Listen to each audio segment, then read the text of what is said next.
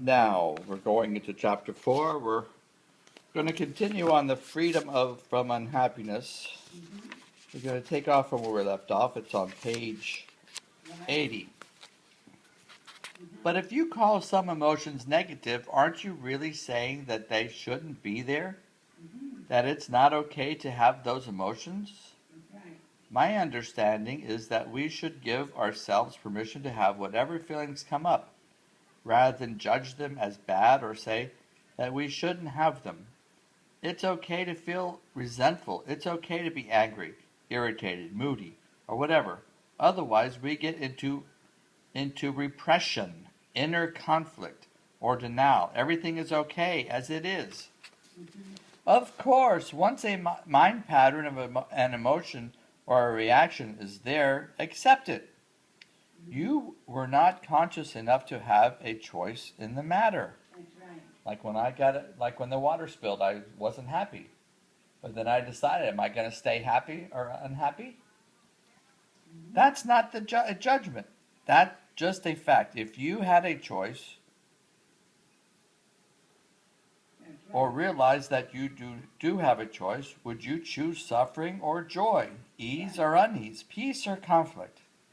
Would you choose a thought or feeling that cuts you off from your natural state of well-being? The joy of life within.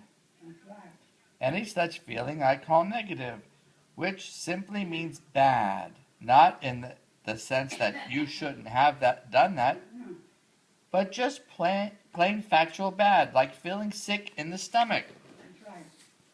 How is it possible that humans killed an excess of 100 million fellow humans in the 20th century alone? Humans inflicting pain of such magnitude on one another is beyond anything you can imagine.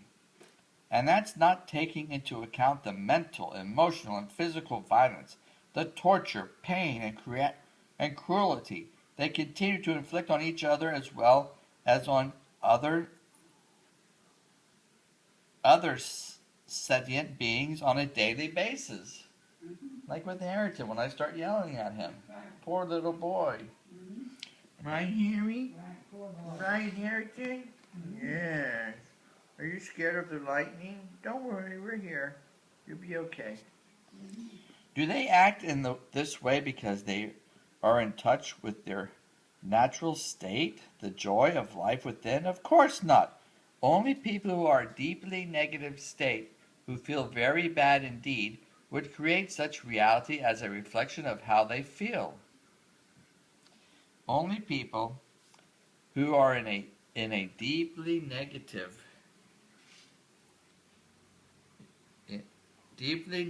state, who feel very bad indeed, would create such a reality as a reflection of how they feel.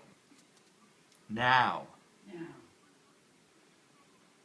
they are engaged in destroying nature and the planet. That sustains them. Unbelievable, but true. Humans are a dangerously insane and very sick species. That's not a judgment. It's a fact. It is also a fact that the sanity is there underneath the madness. Healing and redemption are available right now. Right now. Coming back specifically to what you said, it is certainly true that when you accept your resentment, moodiness, anger, and so on, you are no longer forced to act them out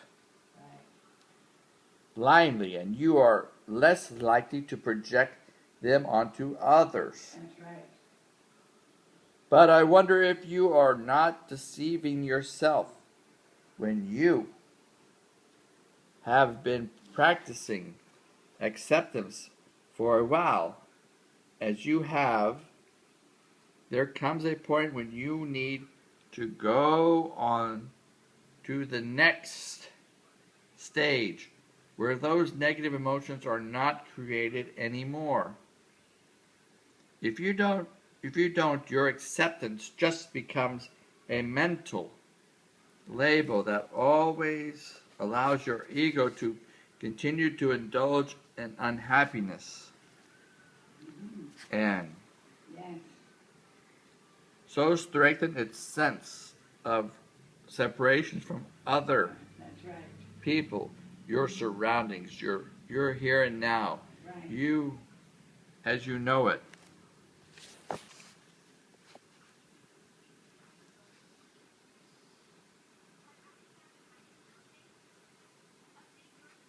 As you know, separation is the basis for the ego's sense of identity. Right. True acceptance would transmute those feelings at once.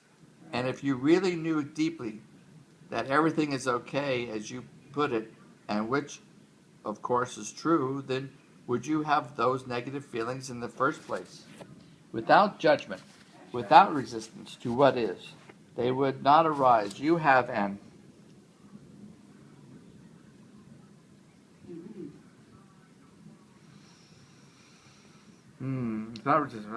You have an idea in your mind that everything is okay, but deep down you don't really believe it, and so the old mental emotional patterns of resistance are still in place.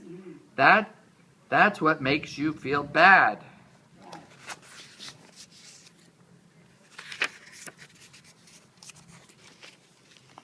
Are you defending the right to be unconscious? Your right to suffer? Don't worry, nobody is going to take that away from you. Once you realize that a certain kind of food makes you sick, would you carry on eating that food and keep asserting that it is okay to be sick? Right. Okay, we're going to stop here. The next one will be this section on wherever you are, be there totally.